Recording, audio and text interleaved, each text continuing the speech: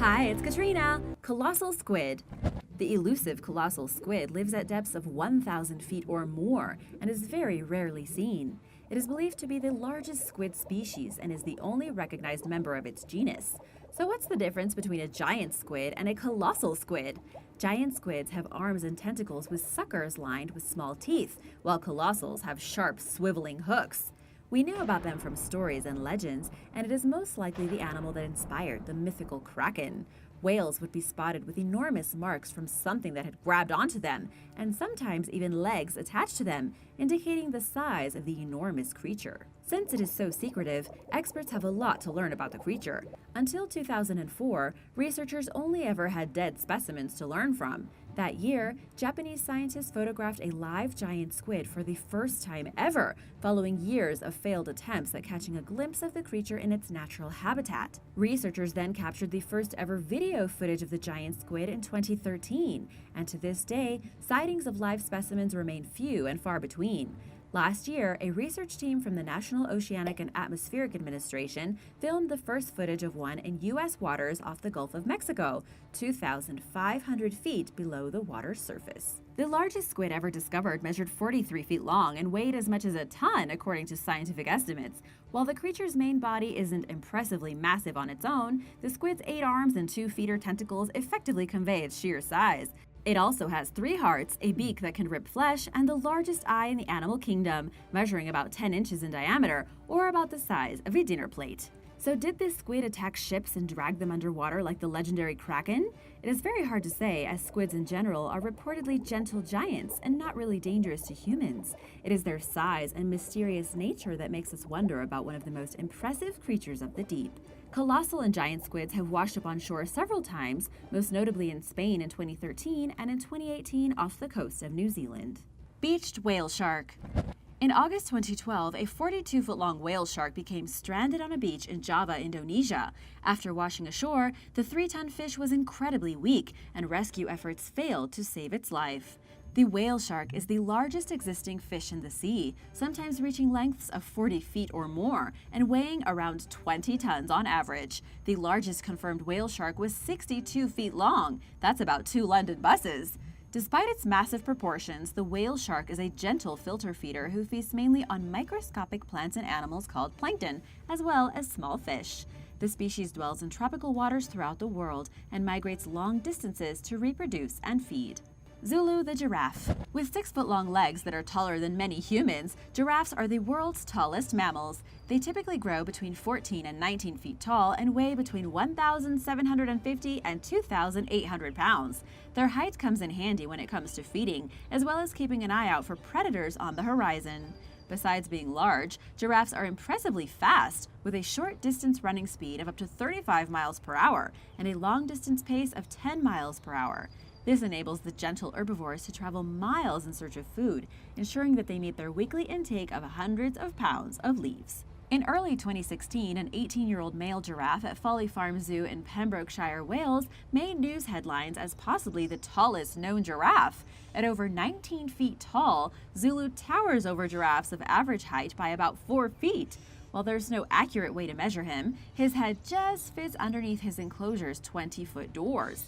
Zulu weighs 1.4 tons and eats a combined 51 pounds of hard feed and alfalfa hay daily. He hasn't let his imposing build go to his head, however. Zulu is just as well known for his gentle personality as he is for his size. Biggest ever dinosaurs. Discovered in Argentina in 1987, the Argentinosaurus was one of the largest known dinosaurs and land animals to ever exist. It lived during the Cretaceous period between 100 million and 93 million years ago. Argentinosaurus was a titanosaur, a sauropod family of lightly armored, long-necked, and long-tailed herbivorous dinosaurs. Researchers heavily dispute the creature's estimated measurements, so its head-to-tail length ranges from 75 to 85 feet to a generous 100 to 120 feet. It likely weighed somewhere between 75 and 100 tons. Evidence of even bigger dinosaurs has turned up in recent years. In 2013, a shepherd in Argentina spotted what looked like a bone protruding from the ground. Local paleontologists were called in, and they spent 2 weeks unearthing what turned out to be an 8-foot-long femur, the largest ever discovered. The remains belong to a much larger titanosaur than Argentinosaurus. This newly discovered species, Patagotitan, likely measured 130 feet from head to tail. Over 200 Patagotitan bones were eventually uncovered. The dinosaur existed around 101 million years ago. Until bigger dinosaur remains are discovered, Patagotitan is considered the largest land animal that ever existed. Big shout out to Lynette Delaveau and Mary Mazing Co for their super nice comments, and here's your shout out. Let me know if you'd like a shout out in the comments below. Mystery sea creature. Halfway through 2017, a nightmarish, unrecognizable sea creature washed ashore on an Indonesian beach. Images of the floating, deflated-looking, 50-foot-long carcass, that's almost 4 Volkswagen Beetles lined up, which appeared to have tentacle-like protrusions, went viral as people around the world tried guessing what the animal was. To the disappointment of armchair cryptozoologists, George Leonard, chief scientist at the Ocean Conservancy, concluded that the bizarre creature was probably a baleen whale. As the carcass rotted, it became unnaturally bloated by decomposition gases, resulting in the whale's deformed shape. Altogether, there are 4 baleen whale families encompassing 14 species, including the planet's largest animal ever. Out of all the baleen species, the fin whale ranks second to the blue whale in terms of size, reaching up to 89 feet long. As a comparison, humpback whales grow between 45 and 50 feet long. As a general rule, for each foot of length, baleen whales weigh 1 ton, so based on their big size, they are about the weight of a space shuttle. Nicknamed the gentle giants of the ocean, they are well known for both their large size and their peaceful demeanor. They don't have teeth and primarily feed on zooplankton, krill, and small fish. 24,000-pound elephant. Elephants are the largest living land mammals. There are 3 elephant species, the biggest among them being the African elephant, which has a shoulder height between 8.2 and 13 feet and weighs between 2.5 and 7 tons. Elephants also have the largest brains of any mammal, with a mass of just over 11 pounds. Besides being the biggest terrestrial mammal, elephants have the longest gestation period of all mammals. While for humans, pregnancy lasts 9 months, elephants spend 22 months, nearly 2 years, being pregnant. Elephant calves often weigh over 200 pounds and are 3 feet tall at birth. Pachyderms are highly intelligent, social, and intuitive beings who have no natural predators and are herbivores themselves. The largest ever recorded elephant was a 12-ton male who was hunted down by a Madrid businessman in Angola in 1956. At a shoulder height of 13 feet, he was over 3 feet taller than an average male of his species. At the time, hunting these majestic creatures was less regulated and frowned upon than it is today. After cutting the 50-year-old elephant's life short, the hunter donated his remains to the Smithsonian National Museum of Natural History. Southern elephant seals. The southern elephant seal is the world's largest living carnivoran. Not to be confused with the term carnivore, which applies to all meat-eating creatures, carnivorans are members of the diverse carnivora order of placental mammals, which consists of 280 species. They dwell within the southern hemisphere's polar and subpolar waters and spend most of their time at sea, only traveling to shore to mate or molt. Males typically weigh between 4,900 and 8,800 pounds and are between 15 and 19 feet long. They are 5 to 6 times larger than females, who average between 880 and 2,000 pounds and measure from 8.5 to 9.8 feet long. This is one of the animal kingdom's most extreme displays of sexual dimorphism, which is a distinct difference in size or appearance between the sexes of an animal. The largest recorded southern elephant seal was a 22.5-foot-long, 11,000-pound bull who was hunted on February 28, 1913 in Possession Bay off South Georgia Island in the southern Atlantic Ocean. In the past, southern elephant seals were overhunted for their blubber, and the species became threatened. The population recovered and is stable, but like many other animals, the seals face a new potential threat in the form of climate change, and the future is uncertain for these marine giants. Last November, an exhausted young southern elephant seal was spotted off the southern coast of Sri Lanka. It was the species' first recorded visit to the country's waters, and while the seal disappeared after several days and hopefully headed back south, stopovers in tropical places are extremely rare and unnatural for southern elephant seals and are at least slightly concerning. About a month earlier, a female named Zelda appeared on South Africa's Port Elizabeth coastline and gave birth to a pup, Ziggy. Before then, seals had only delivered pups on the South African coast 3 times, and not since 1950. Zelda and Ziggy's rescuers don't know why Zelda traveled to South Africa, but they suspect she could have gotten lost, and also mentioned climate change as a possible factor. For the next 3 weeks, Ziggy nursed on his mother's milk, which is roughly 50% fat and tripled in size.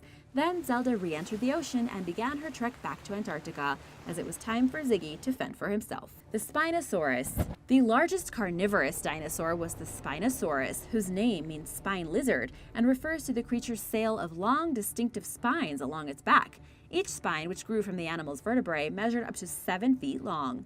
It's an appropriate size for a dinosaur whose head alone measured 6 feet long, and who weighed as much as 10 tons and towered over T-Rex and Giganotosaurus at up to 59 feet long. The Spinosaurus roamed the swamps of what is now North Africa between 112 million and 97 million years ago during the Cretaceous period. There were 2 species, the Egyptian spine lizard and the Moroccan spine lizard. German paleontologist Ernst Stromer first described the Spinosaurus in 1915, but an Allied Royal Air Force bombing destroyed his fossil collection during World War II. Then, in 2008, a Moroccan fossil collector gave some fossilized Spinosaurus bones to Nizar Ibrahim, a vertebrate paleontologist at the University of Chicago. Ibrahim worked diligently to recover more bones, which were scattered in various places, amounting to the most complete Spinosaurus skeleton ever. The evidence suggests that it was the first dinosaur that learned how to swim and adapted to living nearly full-time in an aquatic environment. The purpose of the creature's sail remains a topic of ongoing debate among researchers. Due to its size, Spinosaurus did not have any natural predators, but it's possible that the dinosaur used its sail to intimidate enemies. It also may have been used for attracting mates. This is just one of several unanswered questions regarding the prehistoric giant's body. In the words of vertebrate paleontologist and steady researcher Paul Sereno from the University of Chicago, it's a chimera. It's half duck, half crocodile. We don't have anything alive that looks like this animal. The blue whale. The blue whale is the largest known animal alive today and to ever exist, period. It grows up to 100 feet long and weighs as much as 150 tons. The longest blue whale ever measured was 111 feet long, roughly the equivalent of 3 school buses parked bumper to bumper. In 2006, a farmer in Italy discovered the fossilized remains of an 85-foot-long ancient blue whale that existed about 1.5 million years ago during the early Pleistocene. It's the largest known whale fossil on record and proves that blue whales existed much earlier than we once thought. The fossil's age also suggests that blue whales evolved to their current size much more slowly than previously believed. Thanks to whale hunters heavily targeting larger specimens and nearly hunting the species to extinction, most blue whales nowadays only reach a length of 80 feet, according to author Jean-Marie Bauhaus. In 2015, a 78-foot-long blue whale washed ashore on Oregon's Ophir Beach, an incredibly rare occurrence in the region. Blue whales are gargantuan from the moment they enter the world. Newborn calves are about 25 feet long and drink up to 100 gallons of milk daily. Scientists have struggled to explain how blue whales became so big. One prevailing theory is that blue whales are so huge because they have plenty of room throughout the world's oceans to swim and grow, and because they rely on buoyancy rather than their skeletons to support the weight of their bodies. Despite their size, blue whales are generally considered harmless to humans. They're filter feeders whose diet consists almost entirely of tiny shrimp-like crustaceans called krill, which they eat by the thousands. Roman coins in Japan. When Japanese archaeologists unearthed 10 bronze and copper coins from the Roman Empire from the ruins of an old castle, they were understandably stunned. This was the first time coins from the Roman Empire were discovered in Japan. So how did they get there? Archaeologists had been excavating Katsurin Castle, a World Heritage Site, since 2013. At first, the archaeologists thought that they were American coins dropped by U.S. soldiers. Okinawa is home to several U.S. military bases and thousands of troops, so it would be easier to believe than that they were Roman. They also might have been a hoax, but after washing them and doing an X-ray analysis, it turns out that they were embossed with Roman letters, an image that they believe could be Emperor Constantine I and a soldier holding a spear. A number of other coins were also found that dated to the 17th century Ottoman Empire, but archaeologists are still puzzled about how the coins ended up there. The castle where the coins were found was built in the late 13th or early 14th century and abandoned 200 years later. The researchers don't believe that there is a direct link between the Roman Empire and the Katsurin Castle. Once the residence of a feudal lord whose wealth was linked to regional trade, it did not extend to Europe, and the castle seems like the most unlikely place to find coins linked to the Roman Empire. Because East Asian merchants during that time usually used Chinese currency that looked very different from these, it's unlikely that the coins were used as currency. Perhaps they somehow got the coins in Southeast Asia or China, but in any case, the mystery continues. Florida treasures. Every beachcomber dreams about finding something valuable buried in the sand, but when an amateur treasure hunter in Florida took out his metal detector and decided to walk up and down miles of beach, he ended up making that dream a reality. By the end of the day, he'd found 18 possible treasures and brought them home to clean off.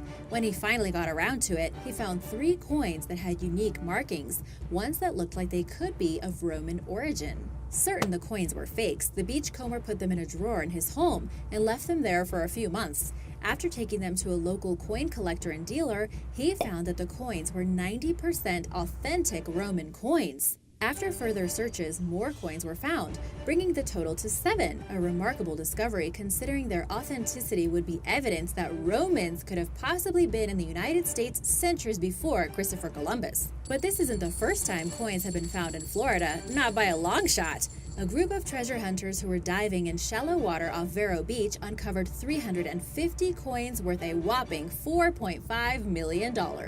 The Spanish gold coins were found 300 years to the day after a fleet of ships sank while en route from Havana to Spain. Among the finds were 9 rare pieces known as Royal 8 escudos, gold coins that had the royal coat of arms for Spain emblazoned on them. Prior to the discovery, only 20 of the coins were known to exist, and the diver who spotted the haul said the coins looked like they fell into the water yesterday. So what happened? In 1715, 11 Spanish galleons were caught in a hurricane and tossed onto the reefs of Florida's east coast. The ships sunk in the early hours of the next morning, and the coins, which were hidden on board, were later discovered some 300 years later. Not all the riches went to the team that discovered them, though, but by working under contract with the company who owns rights to the wreckage, 1715 Fleet Queen's Jewels, the divers who found them later received a percentage of the find. Not such a bad payday for a diving hobbyist. Fun fact, the state of Florida receives 20% of hauls. Devil coins. When workers set out to renovate Bath Abbey in the United Kingdom, they made a startling discovery after removing seating from the ancient church. 2 mysterious coins that depicted a devil were found beneath the row of seats. As researchers worked to uncover the mystery, they studied the coins, which had the words "The City of Devils" written on one side and an image of a devil holding a pitchfork on the other. A date on the opposite side of the coin referred to an event that occurred in 1973, when 113 ritual sites were discovered by residents of a Danish island. Strange masks and weird forked stone formations were found along with bones wrapped in string, black candles, and a fake shrunken head on a stake. Later, similar coins were discovered at churches and museums in Denmark, sometimes accompanied with letters that claimed to be from a satanic high priestess. So far, nearly 400 coins have been found, but unfortunately, or maybe fortunately, they are now believed to be part of an elaborate hoax. An office clerk at the National Gallery of Denmark seems to be the one behind the prank, as a way to mislead the public. He is said to have had a very strange sense of humor.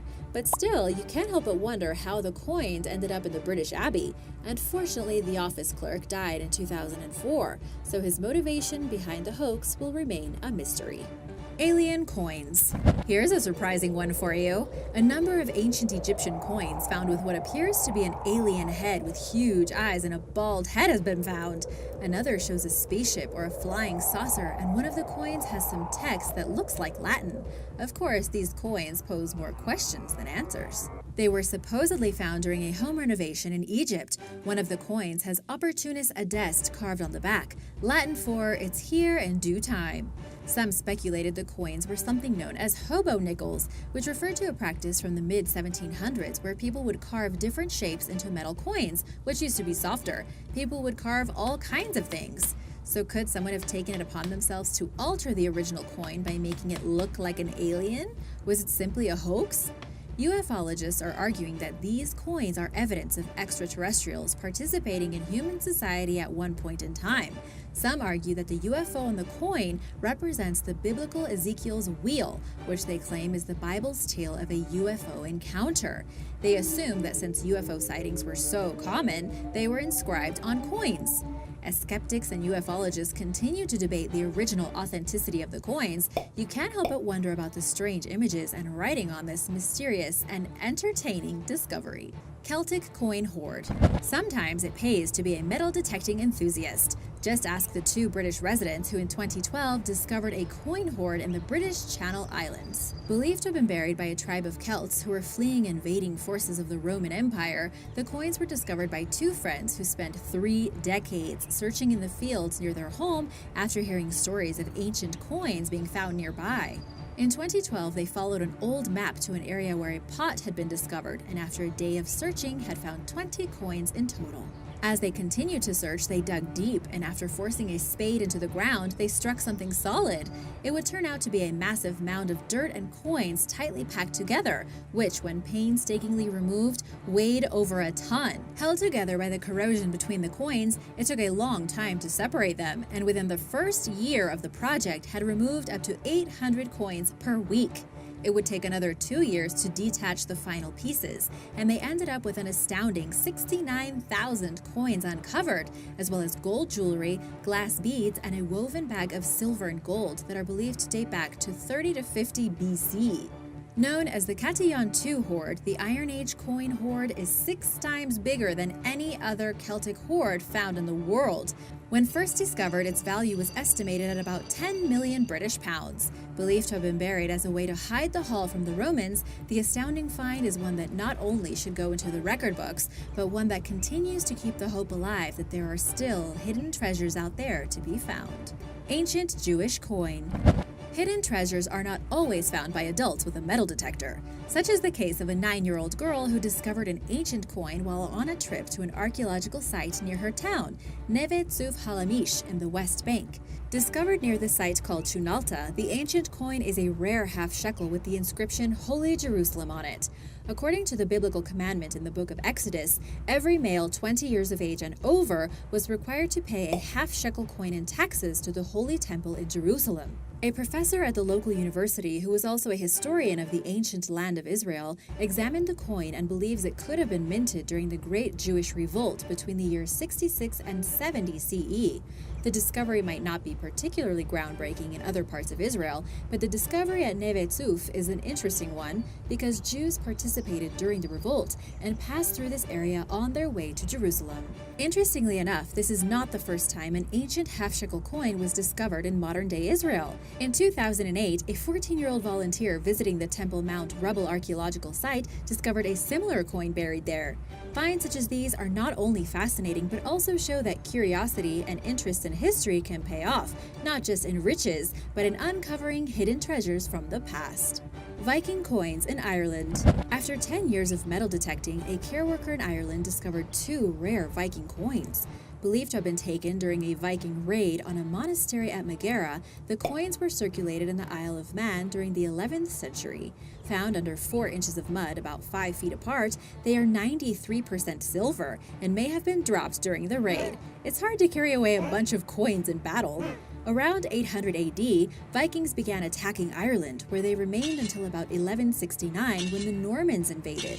Believed to have possibly been dropped by someone when they were passing between 2 places instead of deliberately hidden, some believe the coins reflect a more peaceful trading link between the Isle of Man and southeast Ulster. Known as Hiberno-Manx coins, named as such because the Latin word for Ireland was Hibernia, they were mainly circulated in the Isle of Man during the 11th century, which I already said earlier. The find is not only rare, but also quite exciting because prior to the Vikings in Ireland, there was no coinage used as currency, and silver was actually the main form. Coupled with the fact that different areas each had their own style of coins, finding ones from a different area offer a glimpse into historic interactions between different nations. Tin can treasure. Imagine finding $10 million in gold coins in your yard. Then, once the excitement of the discovery wears off, imagine being told that they were part of a historic heist. Do you get to keep it or not? A California couple who spotted 5 old cans on a path they had hiked several times unwittingly uncovered a rare find that is estimated to be worth $10 million. The only problem? The coins may have been stolen from the US Mint in 1900, which means the coins would be the property of the United States government. Mostly uncirculated and in mint condition, the coins add up to a face value of $27,000. One of the coins, an 1866 Liberty $20 gold piece, was so rare that it could possibly fetch over $1 million at auction alone. A gold heist in 1900 from the San Francisco Mint is believed to be the source of the stolen funds.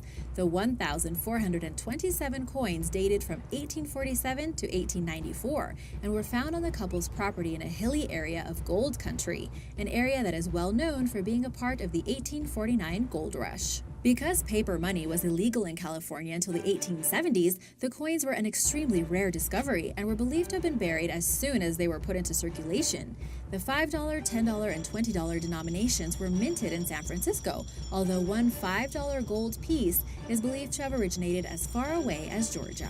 Good news, it looks like the couple was allowed to keep it and has shared some with the American Numismatic Association for its National Money Show. They decided to remain anonymous after their historic find and hope to sell 90% of the collection online, as well as keep a few as keepsakes and use the money to pay off bills and donate to local charities. Namibian treasure chest.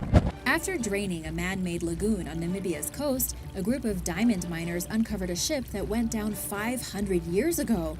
To make the discovery even more exciting, they also found $13 million worth of gold coins on board.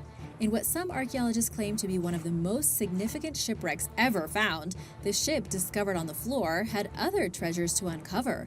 Along with the treasure chest loaded with the gold cash, bits of metal, wood, and copper pipes were found. A wooden stock of a musket was also discovered, which indicated that the ship was from the early 16th century. It took 6 days for the treasure chest to be unearthed. The ship, later identified as the Bom Jesus, was a Portuguese vessel that went missing 500 years ago while en route to India. Loaded with gold, tin, ivory tusks, and 44,000 pounds of copper ingots, the ship is still a mystery, with researchers trying to piece together how it ended up on a stretch of the coast famous for violent storms and fog. Maybe it was the combination of heavy cargo and poor weather that made the captain decide to run the vessel ashore. Either way, because the ship was found near Namibia, the Namibian government will get every single coin and treasure found aboard this sunken shipwreck loaded with gold. Theater basement treasure trove. A former theater in northern Italy ended up being the location of a valuable trove of old Roman coins. Dating back to the late Roman imperial era, a soapstone jar was unearthed in the basement of Cresoni Theater in Como, north of Milan, revealing 300 coins stacked in rolls similar to those seen in banks today. Discovered in 2018, engravings on the coins were of various Roman emperors and dated no older than 474 AD. A gold bar was also found hidden inside another jar found at the same site. The theater, which opened in 1807, closed in the late 1990s and is not far from another area where other Roman artifacts were found. Discovered by construction workers who were working on a new building at the site of the old theater, the coins are believed to date back to 474 BC. The large number of coins and their exceptional condition led researchers to believe they may have belonged to someone's private collection and could be worth millions. Minted as the Roman Empire was in decline, the coins were found near the Roman-era town Novum Comum, which was established around the 1st century BC. As archaeologists continue to clean and study the coins, we can learn more about both the historical and cultural significance of the find. Royal Kurgan of Kirch. Located in the city of Kirch in eastern Crimea, the Royal Kurgan is an ancient burial mound famous for its unique vaulted entranceway. Also known as the Tsartsky Kurgan, it's believed to date back to around the 4th century BC.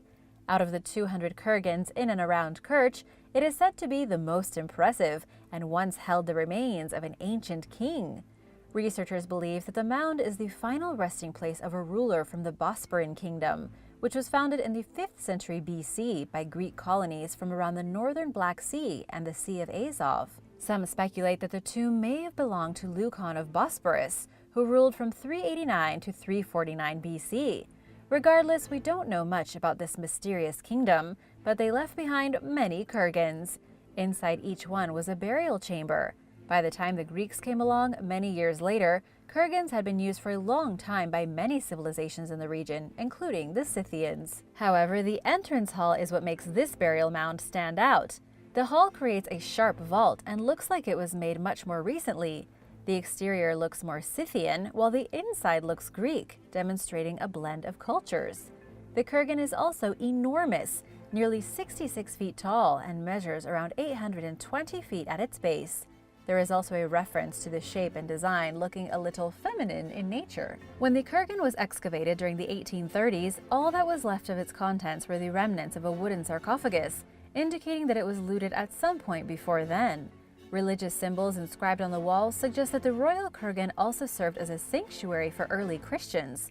There is very little archaeological evidence to tell us more, and there are no written records from the time. Was this really a burial chamber for a king? Why is this mound so different from the rest? We will probably never know. Hestalin Lights. Bizarre flashing balls of light have been appearing in rural central Norway's Hesdalen Valley for over a century now. Where do they come from? Nobody knows. Called the Hestalin Lights or the Hestalin phenomenon, the bright white, yellow, and red lights appear both above and below the horizon during the day and at night. The flashes last anywhere from a few seconds to a few hours and have been observed hovering, moving slowly, and with enormous speed. People have also reported seeing metallic objects in the sky during the daytime, as well as bright blue flashes that last no longer than the blink of an eye, giving rise to rumors surrounding the presence of UFOs and extraterrestrials. There is definitely something strange going on here. There have been periods of unusually high activity, including during the early 1980s, when the lights appeared up to 20 times per week, according to Caroline Williams, reporting for New Scientist. Since then, the annual number of sightings has dwindled to 20 or less. Scientists and conspiracy theorists alike have investigated the phenomenon, but nobody has conclusively determined what it is or what causes it. One theory suggests that metallic minerals interact with a sulfurous river, creating a type of natural battery that illuminates the sky. The researchers replicated this effect in an experiment, lending potential credibility to their suspicions. Some experts believe that a type of plasma is responsible for the Hestalin Lights, while others think the phenomenon is a type of lightning. But plasmas require incredibly hot temperatures to form, and the lights seem to be cool. They also don't occur during regular lightning or leave scorch marks on the ground. Other theories include the possibility that the valley's shape, climate, geology, and high winds generate static electricity, or that radioactivity or decaying radon in the atmosphere are responsible for the lights. Whatever the case, more research is necessary before the scientists can solve the mystery. America's Stonehenge. Hidden in the woods in Salem, New Hampshire, there are some very mysterious stone structures. Not Salem, Massachusetts with the witches, in case you were confused. Nobody knows who built these structures or when. Once known as Mystery Hill, the site has been renamed America's Stonehenge. The rock arrangements are scattered throughout a privately owned 30-acre site that attracts visitors who are eager to come see them and speculate about where they came from. Some believe that the structures are pre-Columbian, meaning they were built by an ancient Native American society. But is it really that old? Is it a real archaeological site, or just something someone built for fun more recently? William Goodwin bought the property in 1937, and he is the one who gave it the name Mystery Hill. He believed that the structures proved that Irish monks had arrived in the Americas long before Christopher Columbus. But his activities at the site, which included quarrying and moving rocks to what he believed were their original positions, further obscured the property's history. Another belief is that America's Stonehenge was used by farmers from Europe in the 18th and 19th centuries. If it is a historic site, was the maze of stone structures built for ceremonial purposes? There is evidence of bowl fragments and stone tools, as well as fire pits, maybe used to make pottery. There is also reportedly a slab of granite that weighs over 4 tons with a groove. Was it a butcher's table? A sacrificial altar? Carbon dating suggests that part of the site may have been constructed 4,000 years ago. Whatever stories the site may once have told are likely lost to history due to all the meddling that has occurred there over the years. In 2019, vandals took power tools to the rocks, and so many people have gone there to add things and move things around that it's hard to tell what's old and what's new at this point. Antiguan Lake. While seeking refuge from the cold in November 1930, fur trapper Joe LaBelle recognized an Inuit village and went there to take shelter. It was near Antiguan Lake in Canada's Northwest Territory, and he had been there before. But this time, he found the settlement deserted, with partially prepared meals, a smoldering fire, and all kinds of personal items and supplies left behind, as if the population of 2,000 had fled on a moment's notice. There were no signs of a struggle or what might have happened to the people who lived there, including no footprints in the snow to indicate what direction they had gone. They just disappeared. Labelle summoned the Royal Canadian Mounted Police, who found that every grave at the site had been unearthed and left empty, with the headstones piled neatly to the side. Nearby, a pack of deceased sled dogs lay buried in 12 feet of snow.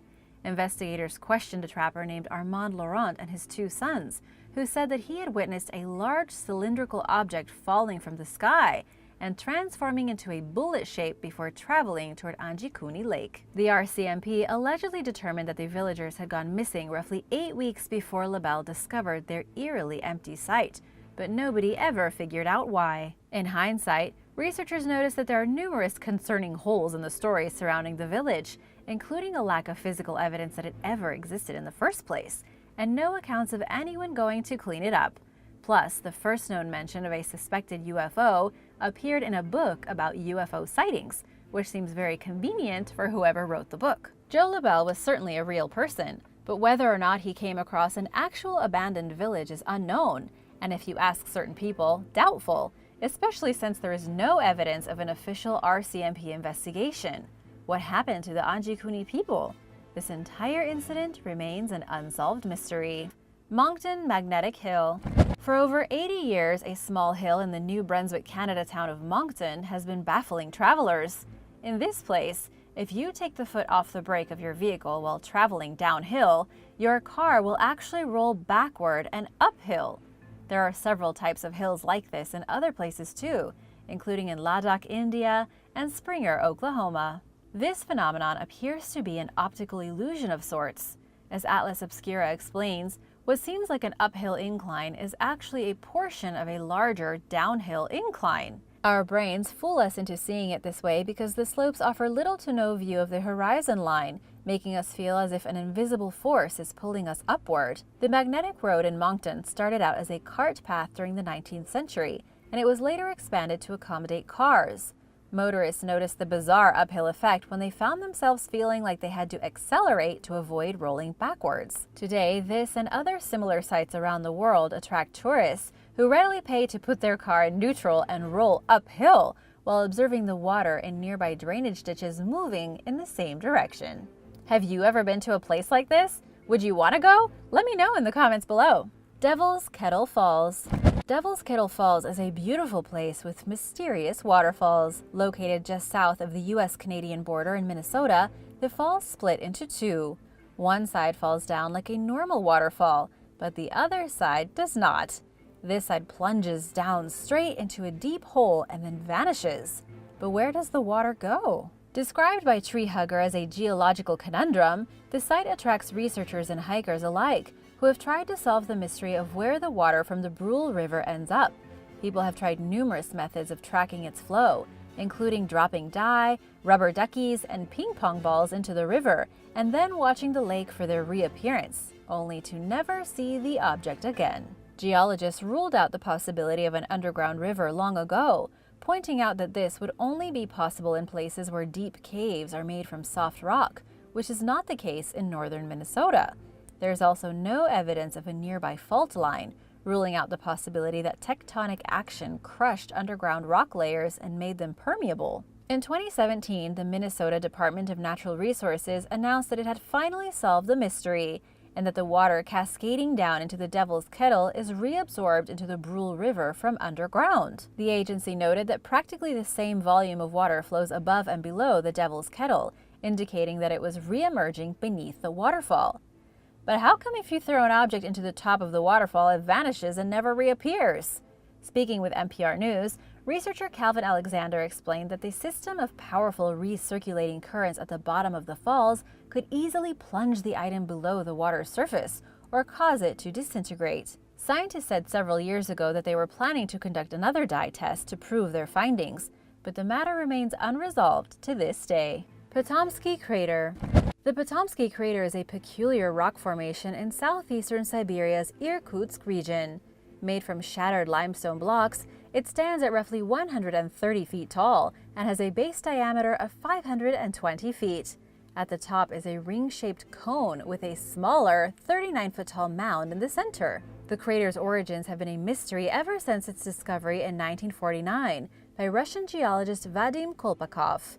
With an estimated age of just 300 to 350 years old, theories abound, including the possibilities of a meteorite, volcanic, or gaseous activity forming the crater, as well as possible radioactivity, as evidenced by trees nearby that show signs of accelerated growth. As of 2010, the general consensus was that the Patomsky Crater has geological origins, although some scientists still believe it was caused by a meteor. Some of the more imaginative theories connect the site with a suspected hidden nuclear plant or a buried UFO containing nuclear fuel. But no asteroid-like materials or metal have been discovered in or around the crater, making these possibilities highly unlikely.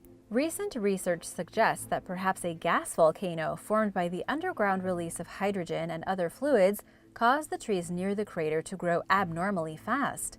Speaking with the Siberian Times, researcher Alexander Pospiv admitted that scientists don't yet know how the Patomsky Crater formed, but that it's definitely of earthly origin. The Dancing Forest. Notable for its unusually twisting, drunken pine trees, the Dancing Forest is situated along the Black Sea coast on a long, thin sand dune known as the Curonian Spit in Kaliningrad Oblast, Russia. Planted in the early 1960s, the trees take on numerous patterns, including rings, hearts, and spirals. Scientists have tried and failed to explain the mechanisms behind the dancing forest. One prevailing theory suggests that caterpillars damage the trees at a young age, causing them to grow in a strange way. Strong winds, human manipulation, and unstable sand have also been blamed for the strangely shaped trees. Of course, some adhere to more supernatural theories, including the possibility that the trees are the product of a clash between positive and negative energy. Others have proposed that the trees follow the direction of the sand dunes. According to local legend, the trees were forced to dance to prove the Christian god's power. Consequently, the dancing forest is rife with superstition. Strange things happen here, but it's not all bad. Folklore dictates that climbing through one of the rings brings a granted wish or adds a year onto a person's life. Movile Cave. Situated near the Black Sea and the Bulgarian border in southeastern Romania, an underground cave has sat isolated for the past 5.5 million years. It sits beneath a barren, desolate plain and contains a host of life that was cut off from the entire rest of the world long before the earliest humans roamed the planet. Known as Movile Cave, the site is pitch dark and poisonous. Discovered by workers in 1986, it's accessible via a narrow 66-foot shaft and a series of thin limestone tunnels leading to a subterranean lake filled with sulfuric water. Along the descent, the temperature steadily rises. According to the few dozen people who have visited Movile Cave, the toxicity reeks like rotten eggs due to the overwhelming presence of hydrogen sulfide. The cavern is filled with dangerous gases, including carbon dioxide, and the oxygen content is extremely low at just 10%, versus the 20% we are accustomed to breathing at ground level. The Romanian government occasionally allows researchers and other qualified professionals in. Breathing equipment is necessary, and it's only safe to remain down there for 5 to 6 hours, at which point a visitor's kidneys will start to fail. Yet somehow Movile Cave is teeming with life, including snails, shrimp, spiders, and water scorpions. 48 species have been identified so far, including 33 that are endemic to the site. Scientists are confused by the creature's ability to survive in such an inhospitable environment that would never support human life. The water within the cave contains no identifiable food particles, and there is no sunlight to provide nourishment through photosynthesis. It appears as though the animals feed on a layer of froth sitting on top of the lake, which is filled with millions of bacteria called autotrophs. These microscopic organisms obtain energy through chemical reactions. This process, called chemosynthesis, releases carbon dioxide, explaining why the levels are so high inside the cave. Many of the creatures that live here are born without eyes, because who needs to see in the dark? And nearly all of them lack pigment and are equipped with long antennas designed for helping them navigate in the dark. Scientists aren't sure how these life forms ended up trapped in the cave. Some speculate that climate-related events prompted the animals to seek refuge at Movile Cave, where they would have once found a hospitable environment with little competition. But proving this theory is extremely difficult, and evidence shows that different creatures have been down there for different lengths of time. Researchers are not only trying to answer these questions, but are turning to Moville Cave in an attempt to learn more about the development of early life on Earth, which may have had a similar atmosphere. San Francisco garter snake. This colorful snake is a subspecies of the common garter snake, native to San Mateo County and the extreme northern part of coastal Santa Cruz County in California. It has been declared an endangered species since 1967, and researchers estimate that there are only about 1,000 to 2,000 members remaining. It is considered the most beautiful snake in the United States. They are quite colorful with blue-green scales and black, red, orange, and blue-green stripes. They have a red-orange head and large eyes, which gives them good eyesight during the day. Adults can reach 1 meter in length. Their favorite food is the also threatened California red-legged frog that lives in freshwater ponds and streams, so they often hang out by these aquatic areas looking for young frogs. Adult bullfrogs will actually attack the snakes and eat them too, so they have to watch out. If the frogs are too much trouble, the snakes will also eat the toxic California newt. They are one of the few animals that can eat them without suffering serious side effects. Luckily for the snake, it is hard to see and capture as they are very elusive, and many live on private property that cannot be surveyed, so it makes it harder for collectors to get to them. Even though it is illegal, they are still highly desired in the pet trade. Oscillate mountain viper. Vipera wagneri, more commonly known as the oscillate mountain viper, is only found in parts of eastern Turkey. German naturalist Moritz Wagner first described the species in 1846, and it wasn't seen again for 140 years. By the time scientists tracked a living specimen down in 1986, many believed it was extinct. Despite its limited geographic distribution and its nearly century-and-a-half-long hiatus from scientific scrutiny, the oscillate mountain viper population was abundant when researchers rediscovered it. Unfortunately, once word got out about the species still existing, viper collectors began grabbing up the snakes, including many pregnant females. Wildlife crime is a multi-billion-dollar business run by international networks second only to drugs and weapons on the black market. By the time biologists Goran Nilsson and Claes Andren succeeded in banning international trading of the oscillate mountain viper without an export license, snake collectors had decimated the population to the tune of 80%. A newly constructed dam on the Aras River further threatened the species. Today, the IUCN Red List of Threatened Species categorizes the oscillate mountain viper as critically endangered. In 2013, the St. Louis Zoo began a breeding program in an effort to save the species from the brink of extinction. While the snake's survival in the wild has not improved, the zoo's program has proven successful thus far. Alcatraz's lancehead. Bothrops alcatraz, or the alcatraz's lancehead, is a critically endangered, highly venomous pit viper species that only lives on the Alcatraz's Islands, about an hour's boat ride off the coast of northern Sao Paulo in Brazil. It originated on the half-square-mile rock island of Ilha de Alcatrazes after rising seawaters disconnected the territory from the mainland about 15,000 years ago.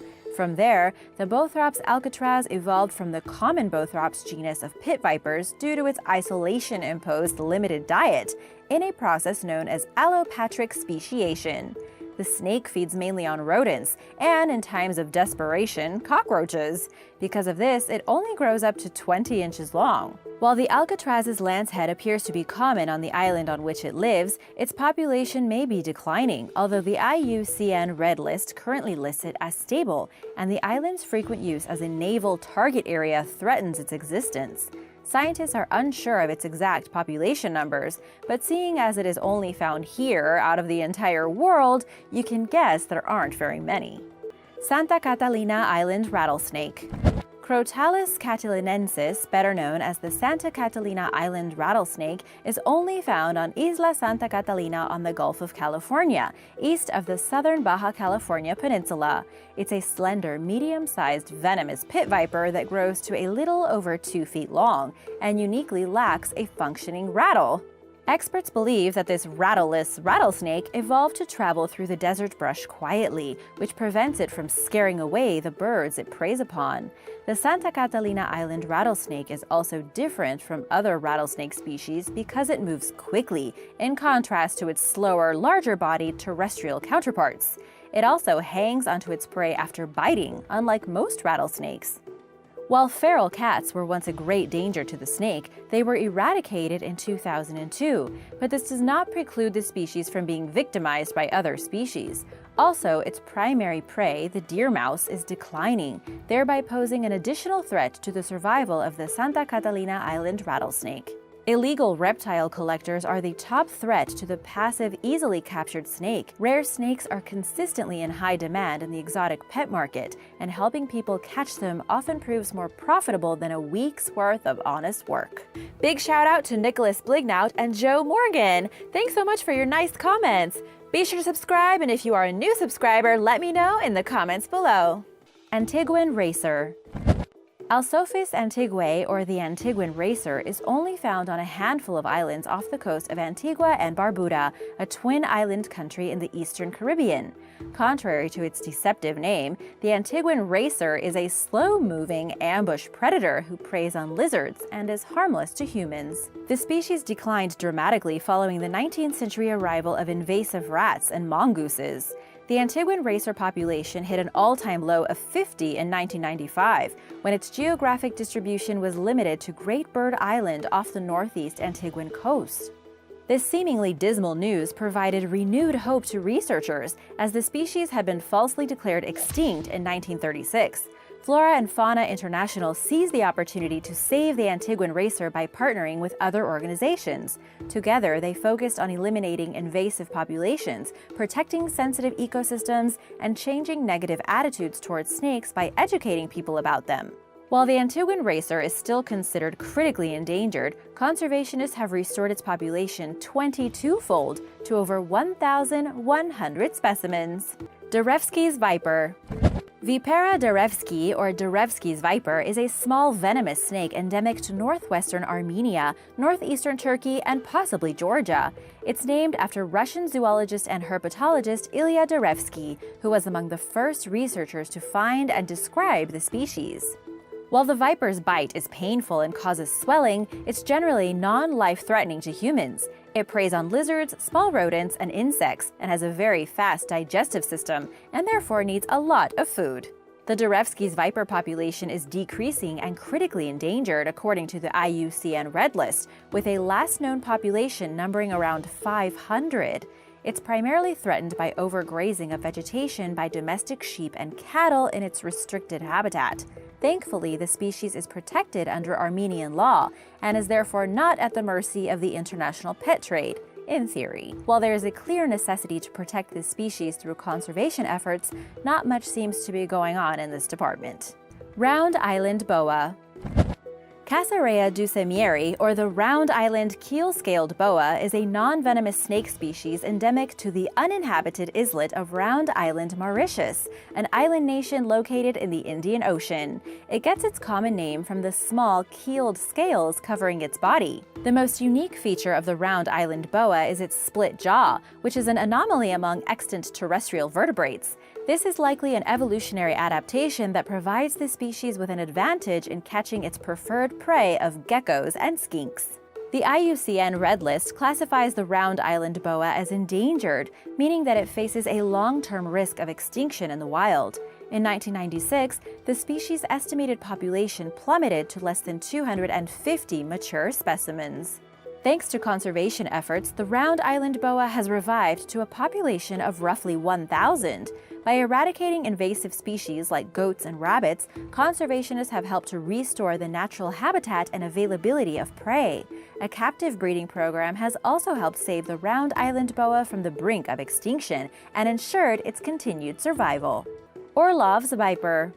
Vipera orlovi, or the Orlovs viper, is a medium-sized venomous viper native to Russia's Black Sea coastal region and endemic to the Caucasus region. It wasn't until 2001 that the species was distinguished from its close relative, the Caucasian viper. This extremely rare snake has a triangular head, long fangs, and varying colors and patterns, which typically range from brown to gray and yellow-gray.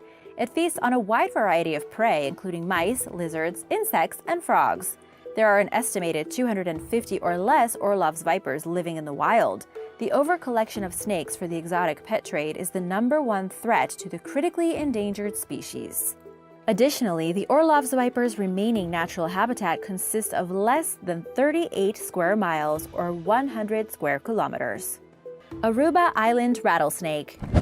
Crotalus unicolor, otherwise known as the Aruba Island rattlesnake, is a moderately sized venomous pit viper. There's a lot of pit vipers on this list. It's exclusive to the Caribbean island of Aruba, which is located about 18 miles north of the Venezuelan coast. It's typically gray or light brown in color and grows up to 35 inches long. Unlike many other snakes, the Aruba Island rattlesnake is viviparous, meaning it gives birth to live young as opposed to laying eggs. Its diet consists primarily of rodents, birds, and lizards. There are an estimated 230 adult specimens living in the wild, due partially to the snake's extremely limited geographic range, which humans are increasingly encroaching upon. The undeveloped habitat available to the Aruba Island rattlesnake constitutes a roughly 9.5 square mile space, or 25 square kilometer space. Invasive goats in Aruba also impact the species' decline. Exporting the critically endangered Aruba Island rattlesnake is illegal, but it's also not afforded much legal protection. Thankfully, wildlife organizations and the Aruba government have taken it upon themselves to rescue the species through captive breeding programs, as well as the designation of Archaeological National Park during the early 1980s as a refuge for the snake. Government outreach also focuses on changing the much maligned views of snakes by promoting the creature as a national symbol of economic and ecological importance. Cropens boa.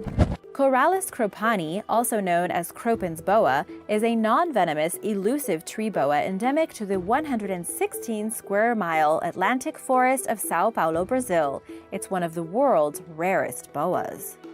Cropens boa was discovered and first described in 1953. It would be another 64 years until researchers observed one alive and well. In the meantime, they relied upon a collection of 5 dead specimens to learn about the species.